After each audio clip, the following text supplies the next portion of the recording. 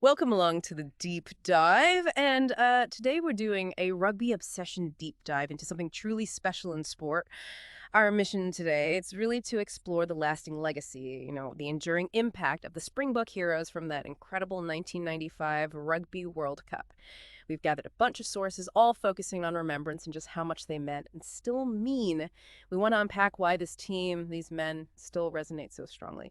And just to say, this is going to be a positive, celebratory deep dive, honoring these amazing guys who are gone, but definitely not forgotten. Oh, and before we get stuck into the details, just a quick reminder, make sure you hit subscribe on Rugby Obsession. That way you won't miss any of our deep dives into the fascinating world of rugby. So here we are. It's hard to believe, but we're pretty much on the eve of the 30-year anniversary of that 95 World Cup final, a moment that was just so much bigger than sport, wasn't it? A real cornerstone in South African history. It really was. And it's quite something how that specific squad still captures the imagination even 3 decades on.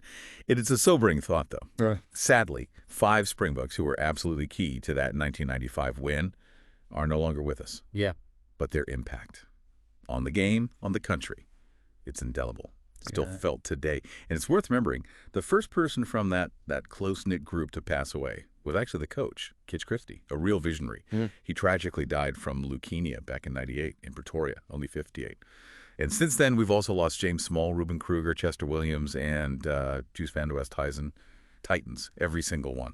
It really hits home, doesn't it? The human side of that team. They weren't just players. They were figures who really captured the nation's heart. And for this part of our deep dive, we're going to focus in on one of those fallen heroes whose death, well, it truly rocked South African rugby. The legend, James Small. He was just this hugely popular figure, larger than life in many ways, and there was good reason for that. What was it about him, do you think, beyond the obvious talent? That's a great question. Small was definitely unique. He burst onto the scene, Springbok debut against New Zealand, Joburg 92. Start of a pretty fiery, brilliant career. Played 47 tests for the Bucks right up to 97. Scored 20 test tries. Which is pretty phenomenal for that era, right? Absolutely. A fantastic strike rate for a winger back then, consistently crossing the line against the best teams in the world. And interestingly, his very last test try against Scotland actually broke Danny Gerber's record at the time. That tells you something about his quality, his staying power. All told, he pulled on that green and gold jersey 60 times, scored 27 tries in all matches, and he played against everyone, New Zealand, Australia, England, France, the Lions. Always brought this incredible intensity. When people talk about James Small, they often think attack, the tries, the flair. But for me, and this is where it gets really interesting, his defense. Maybe less glamorous, but wow, sometimes just as important, maybe even more so. Oh, totally. And never more obvious or more vital than the 95 final. Remember Jonah Lomu? Yeah. He'd been like this force of nature through the whole tournament, just unstoppable, running over people. Unbelievable, yeah, terrifying. Exactly. But Small, he was tasked with marking him. And somehow he nullified him. It wasn't just tackling, it was positional play. It was reading the game, closing down space, a psychological battle too. Yeah. That effort went such a long way to helping the Boost win that final. Really showed how crucial defensive grit from a winger could be. Absolutely cemented his place in history right there. Now, beyond the international stage, he was a big deal provincially, too. A bit of a journeyman, actually. He was. Played for the Lions Transvaal back then, of course, and the Sharks Natal, and the Western Province, too. And what's really amazing, he played in Currie Cup finals for all 3. That's rare. Very rare. Shows his class, his consistency. He won it with the Sharks and with Province, though, funnily enough, never with the Lions. Just to give you an idea of the numbers. 71 games for the Lions and the Cats, 43 tries over 2 spells. Then 67 games for the Sharks, Province, and Super Rugby, 48 tries between 93 and 96.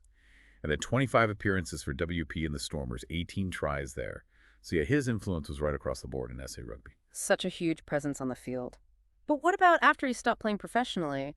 What did life look like for James Small then? Yeah, it's always interesting, that transition. He did move into coaching for a bit, assisted Robert Dupree's at Puck, the university side, and the Leopards too. Also popped up at Pirates Rugby Club in Joburg as an assistant, so giving back to the game. But he also had real success away from rugby in business. Oh, really? Yeah, he had a stake in Café Caprice, that really popular spot in Camps Bay, Cape Town. Became quite an iconic place. And he was involved with Edreach too, the street pole advertising company. But then, tragically, James Small died very suddenly. Heart attack in 2019. He was only 50. Just gone too soon. A special player, a unique character, no doubt one of the absolute legends of Springbok rugby. His passing and the others from that squad, it's a huge loss. But their legacy, what they did for the country, just keeps inspiring people. Small story is incredible, really sums up so much of that 95 spirit. But like you said, he's not the only hero from that team we've lost. Each one played such a massive part in that win and left a huge mark. That's so true. Another one we remember is Ruben Kruger, the silent assassin, they called him. As a flanker, he was just immense, tireless, made those huge tackles, relentless at the breakdown. Maybe not flashy, but utterly crucial. That quiet strength, yeah. So important. His work rate, his commitment, just total respect from everyone. Teammates, opponents, everyone. Ruben sadly passed away in 2010, only 39, after a long fight with brain cancer. Just devastating. And then we lost Chester Williams. His story was about more than just rugby, wasn't it? Absolutely. Chester, the dynamic winger, the only black player in that 95 squad. Remember his pace, scoring those 4 tries against Western Samoa in the quarterfinal. Electric. Yeah. Unforgettable moment. But his importance went way beyond tries. He became this powerful symbol of unity, of hope in the new South Africa. His presence, embraced by the whole nation. It just showed what sport could do, bringing people together. Chester also passed suddenly, 2019, just 49. A brain aneurysm. His impact, yeah, on and off the field, it really captured the spirit of that time. And then Joost van der Westhuizen. Yeah. Brilliance matched by incredible courage. A master scrum half. What a player. Tactically brilliant, always made the right call under pressure. Yeah. That try against France in the semi, picking off that charge down, iconic. Legendary. He really changed the scrum half role. So physical, such an attacking threat. But then his legacy just grew even more after rugby. Through his incredibly brave, very public battle with motor neuron disease, MND, he became such a powerful voice for others with the condition, faced it with that same fighting spirit he had on the field. Joost passed in 2017, aged 45. His fight, his vulnerability, it left an absolutely astonishing mark. These stories are just so powerful. Each one different, but all tied together by that 95 team. Look, before we reflect a bit more broadly, just another quick reminder. If you're finding these stories meaningful, please do subscribe to Rugby Obsession. Your subscription honestly helps us bring these important, inspiring stories to life for you. Lets us dive deeper. It really does make a difference. Right now, over to you listening. Hearing about these incredible men, James Small, Ruben Kruger, Chester Williams, Joost van der Westhuizen, what's your favorite memory from any of their careers? What moment really stands out when you think about them and that whole 95 squad? Yeah, we'd genuinely love to hear your thoughts. You can leave a comment below wherever you're listening or send a WhatsApp, 060-011-011. Tell us your personal connection, how these guys impacted you. What's really striking, isn't it, is how these individuals, Small, Kruger, Williams, Joost, they just transcend the sport. Their impact isn't just stats or wins. It's the memories they created, the figures they became even after they were gone. It's deeper than just a game. So true. It's about that emotional connection, the inspiration, the pride they stirred up. So what does it all mean for us now, looking back nearly 30 years? I think it's a powerful reminder of just how deep those connections between fans and sporting heroes can run, almost like family sometimes.